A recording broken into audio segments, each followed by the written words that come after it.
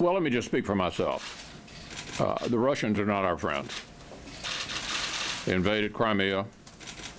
Senator McCain and I and some of our Democratic friends met with a delegation from the Baltic countries just this past week. To say that they're nervous about the Russians, to put it mildly. Let me also say, as I said last year, NATO's important.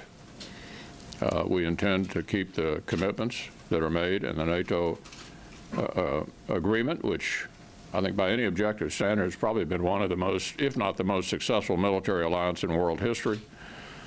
And I think we ought to approach all of these issues on the assumption that the Russians do not wish us well.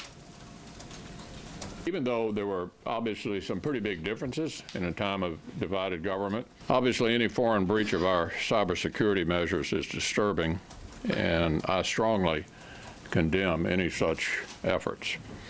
Prior to the election, the Director of National Intelligence released a statement saying that the Russian government directed the recent compromises of emails from U.S. persons and institutions, including from U.S. political organizations. That is what the intelligence community believes can be said in unclassified remarks without risking sources and methods. Anything else is irresponsible, likely illegal, and potentially for partisan political gain. I agree with Senator Schumer, Chairman McCain, Burr, and others.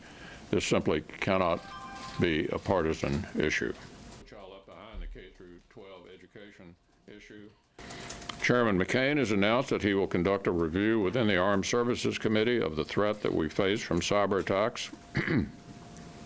That will be useful, as we need to integrate our cyber capabilities into our overall warfighting doctrine.